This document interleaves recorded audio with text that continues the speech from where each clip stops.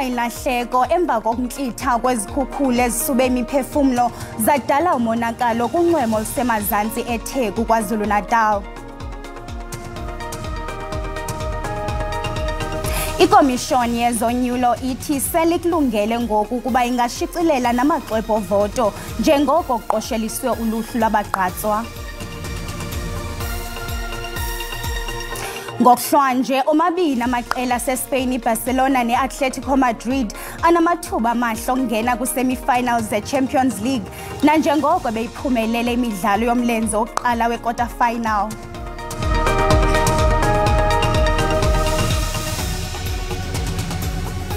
Bhotani mzikantu namhlanje livunyiwe idinga sikuphekela indaba ngolwimi lwesiXhosa singaphosanga amaseko mawethu masinirhabulise kwibhekile yasemini nje.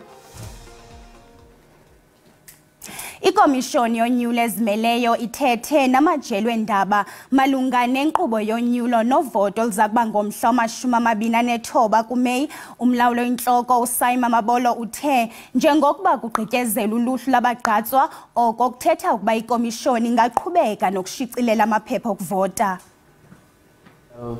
Unike ingxelo ngenkqubela phambili umlawuli oyintloko wekomishoni yonyulo ezimeleyo. The Electoral Commission reports that a substantial progress has been made in the preparation for the 2024 elections.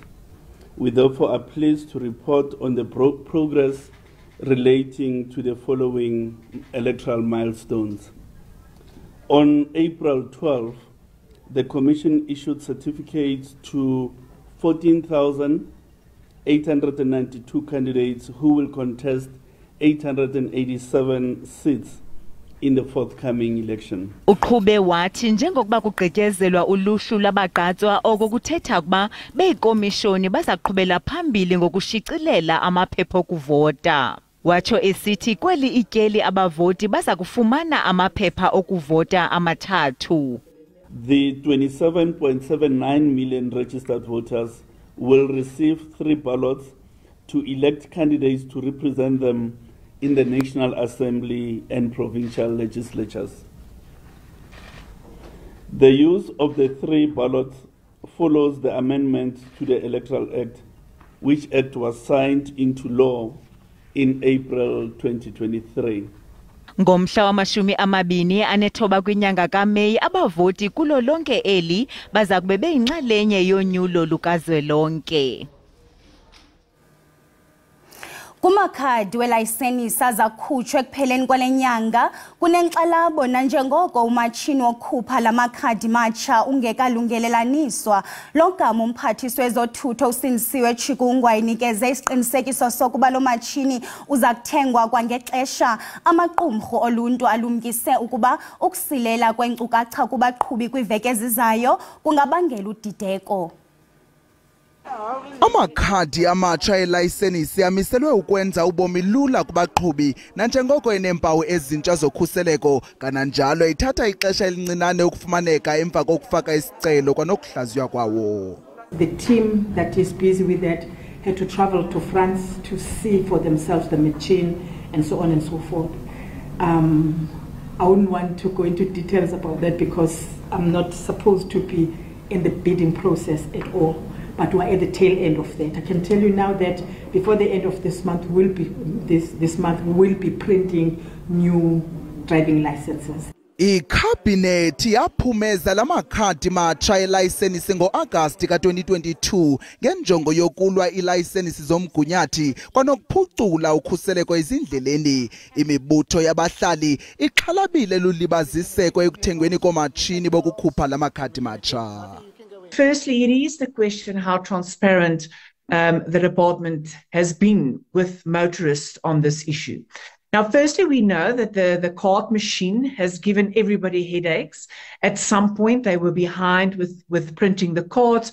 So it was good news that they are actually looking at a new system, at a new card machine, and that they're also looking at extending the validity of your driver's license card. But now we are far down the road and we still don't know where we are. Ukanti abaqhubi bafuna inkcukacha ngala makhadi matsha. No, I was not aware of that. But now that I'm planning to get one, probably at the end of this year, I'm excited to see what it looks like. Ixesha lokuhlaziywa lingandiswa ukusukela kwiminyaka emihlanu ukuya kwelishumi. Kusweleke abantu kwadaleka umonakalo kwimigaqo umbane neziseko zamanzi emva kokuntlitha kwezikhukhula kunxwemo lusemazantsi KwaZulu-Natal.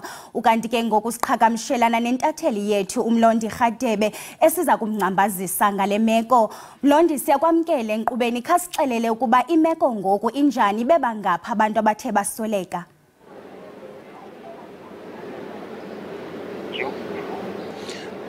Asibonge kakhulu zakwethu, silapha emagate endaweni la kwenzeke khona lenhlekelele ekuyiyona ephazamise kakhulu abantu. Njengamanje uyayibona imfucuza laphayana lapho abantu ebekade iqoqwa olwandle. Amalungu omphakathi kule ndawo ahlangane nezinhlangano ezikhona endaweni ukuzama ukuthi akhuculule lapha kule ndawo kwenzela ukuthi abavakashi bakwazi ukuthi bafike, njengoba sazi ukuthi indawo yasemagate indawo lena ethandwa kakhulukazi abavakashi abasuka emazweni nawo aphesheya, ekuyiyona indawo bakwazi ukuthi bachithe kuyona isikhathi.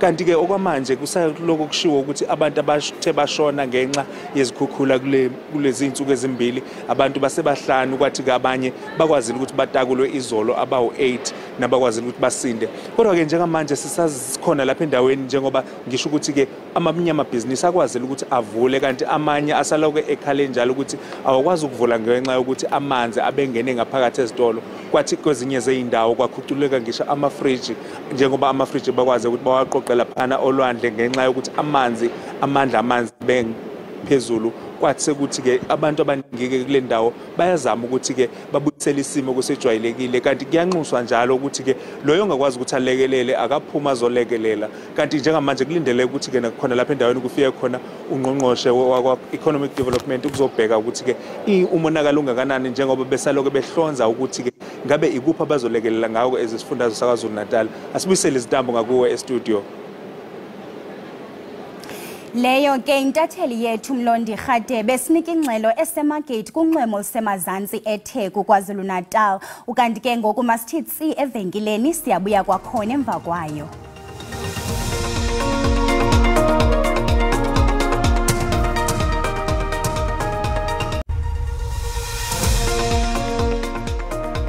Namkele kwakhona kwiindaba zelijelo. Uyakwazi ukubukela izindaba kwijelo le-YouTube uthi SABC Iindaba zesiXhosa.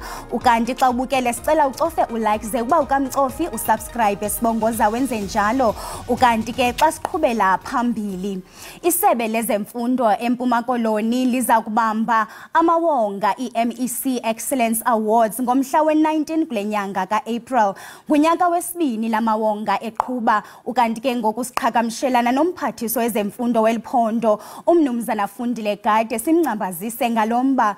Phathiswa, siyakwamkela kwaye sibulela ngexesha lakho. Ngunyaka wesibini eqhuba lamawonga, ingaba yintoni injongo yawo?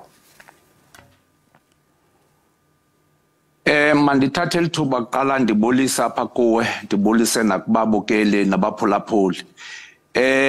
Okungamandla kuthi silisebe lezemfundo kukwazi ukujonga into yokuba kulomgama sesiuhambile kule minyaka i-30 njengesebe lezemfundo, zeziphi izinto ezibonakalise igains, izeziphi izinto ezibonakalise ungaqhubi kakuhle kwesystem zethu. Sathi ke xa sijonga safumanisa uba nangona siwe ngaphantsi kwemigqaliselo besizinikele yona, kodwa kulona ummandla noko kulona ka-2019 uzotsho ngoku sikwazile ukufumana kangangoko besifuna.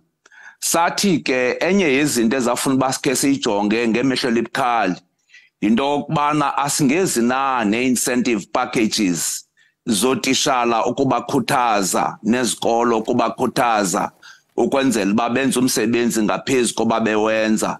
Sathi ke kunyaka ophelileyo masibanike imoto ezi5, uquintal 1 ukuyotsho kuquintal 5. Kulo ke unyaka umileyo siyasabona ke impazamo esiyenzileyo kulo nyaka ophelileyo into okubana siye sashiya ngaphandle abantu abaphila nedisability, ngamanye amagama elacandelo le-inclusive education.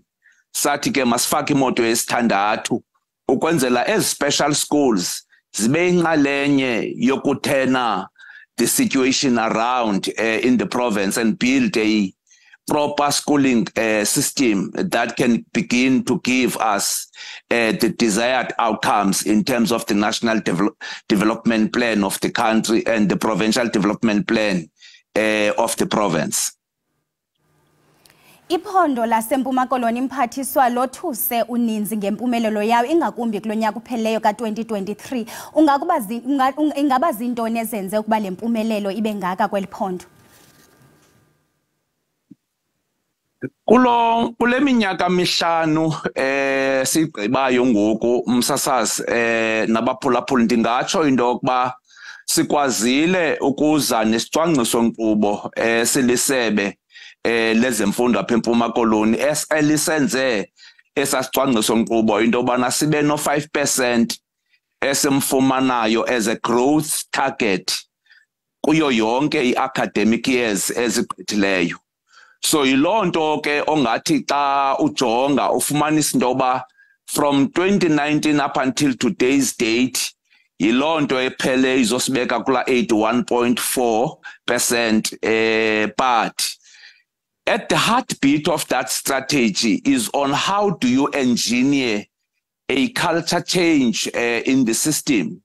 One, in terms of accountability for those that are within the sector itself, but also an accountability for those stakeholders that contributes directly and indirectly in terms of the trajectory of improvement of results in the province.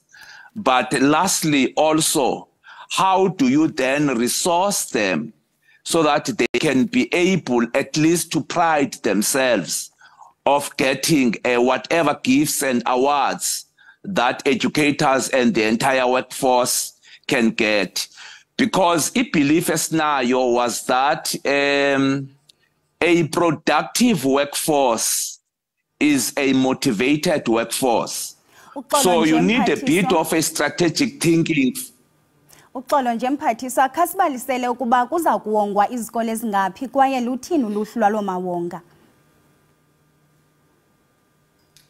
Ngokweplani yethu silisebe sizaw-awada izikolo ngokwe-categories njengoba sesentshilo uquintile 1, 2, 3 and 5.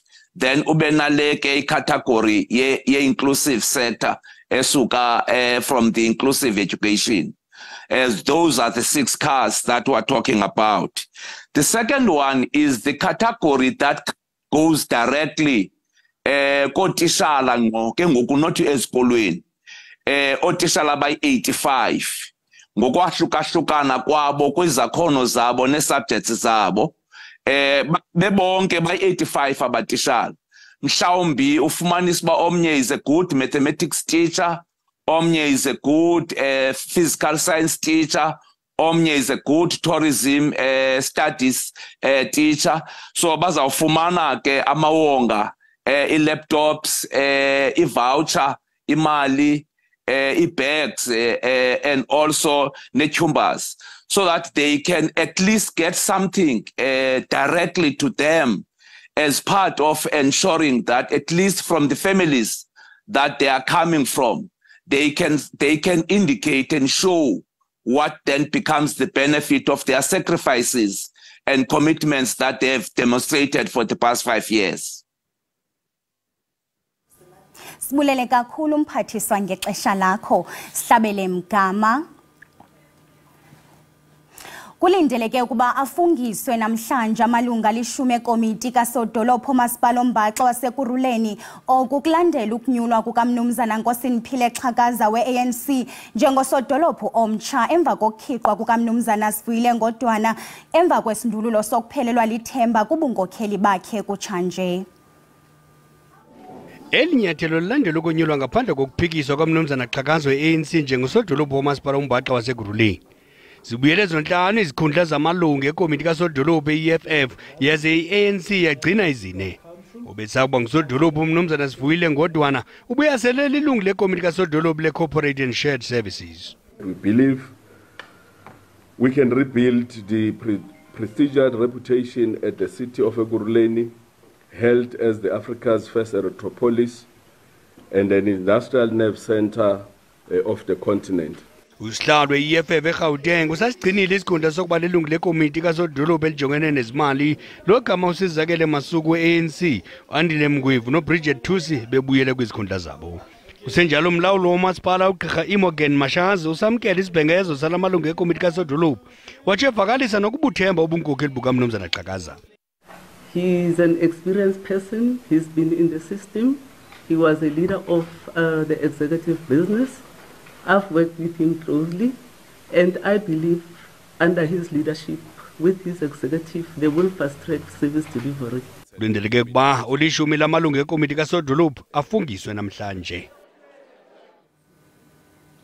Ngoku masiphosa amehlo ngaphaya kwemidayeli kumagqabantshintshi ezithe zaqaqamba kwihlabathi ukuze uhlale usemfuthweni wolwazi.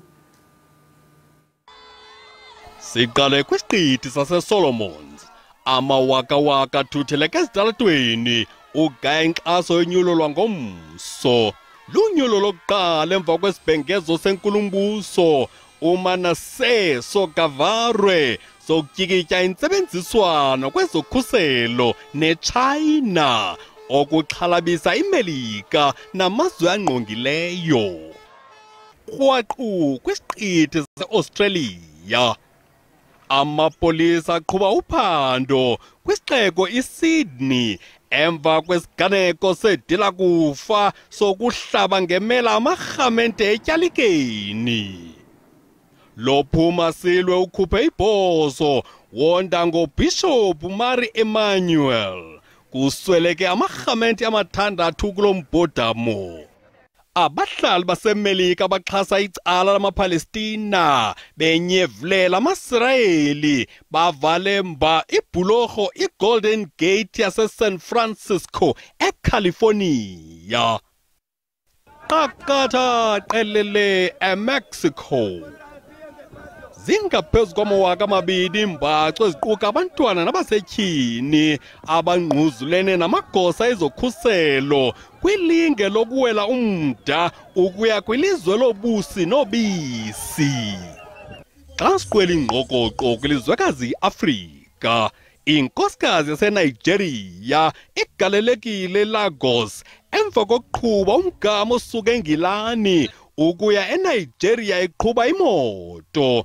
So it's just important for me to do this and to inspire all the black women, all the travelers, that they can step out of their comfort zone too. Ipikinini yemoto yakhe imthwele kolutyelelo wabe engayekanga nokunika ingxelo kumaqonga ezonxibelelwano. Ngowokuqala wasetyhini ukwenza le mbali qongqololo. Ukanti ke njengesiqhelo ngelixesha apha estudio sina intatheli yethu ezobuchwepheshe uSandile Hlangani esiza kumngcambazisa ngezamaqonga onxibelelwano. Sandile, sikwamkele ezindabeni. Khawusixelele ukuba zeziphi izinto ezithe zatrenda namhlanje. Mandibulise kuqala pha ekhaya kubabukeli bakho, ndibulise nakuwe. Uba uyaqaphela pha ku-social media ngakumbi ku-Twitter, i-political parties ziyatrenda. Enye yento ebangela uba mazitrende ezi-political parties kukuba zibonile okokuba uba i-presence yazo ayibonakali ku-social media abazubafumana abantu babatargetileyo bangabantu abatsha. Enye yento ezibangela loo nto leyo kukuba ke kukhona independent candidates, aba bantu sibabiza ngoba digital leaders. Abantu abatsha ke bayabathanda abantu abane-presence ku-social media. Yiyo loo nto ubona i-political parties ingathi i-presence yazo iyabonakala pha. Okwesibini into etrendayo yile nto katata uDembe, ngoba kuzawuphuma incwadi ngoLwesithathu ebhalwe nguMelinda Ferguson. Abantu abaninzi ke bazibuza imibuzo ukuthi yintoni kanye ekhona okanye information entsha ezawuphuma kule ncwadi, kule nto ke siyaziyo kokuba kwasweleka u-AKA kunyaka odlulileyo. Ingaba ikhona ivideo ethe yabukelwa kakhulu ngababukeli kumaqonga onxibelelwano? Ivideo abayithandileyo abantu nabayibukelayo yile yala ntombazana eneminyaka engama-23 ase-Orange Farm ithetha okanye iye yanyulwa phakathi kwenginginya ngumongameli. Umongameli uyayicebisa pha ngendlela zokufumana umsebenzi. Abantu abaninzi ke abanye bayagxeka umongameli, omhlawumbi zikhona into bezilindele ukuthi umongameli uzawuzenza okanye ke uzawumpha umsebenzi. Bayamgxeka ngaloo nto ukuthi ngam-ofarishanga umsebenzi, abanye ke bathi besengekho isidingo soba umongameli makam-ofarishe umsebenzi kangangoko okokubana makamxelele ukuthi enze njani ukuthi afumane umsebenzi. Ingaba zikhona izinto ezingahle kanti zibaphosile ababukeli ezibalulekileyo kula maqonga onxibelelwano? Omhlambi ke le video ndithetha ngayo ibibaphosile, kodwa into ye-independent candidates into efuneka bayijonge kakhulu abantu, kuba independent candidates ngabantu abane-presence okanye abane-following kwi-social media. Yile nto sitshoyo sithi ke yile nto izawunikeza umcelimngeni when it comes to la maqonga we-social media. So yinto efuneka siyijonge ukuthi bazakwenza njani okanye i-political parties zizakwenza njani kule nto zinikezwa ngumcelimngeni kwezi-independent candidates. Sibulele kakhulu Sandile ngexesha lakho. Camako. Kamnandi mawethu.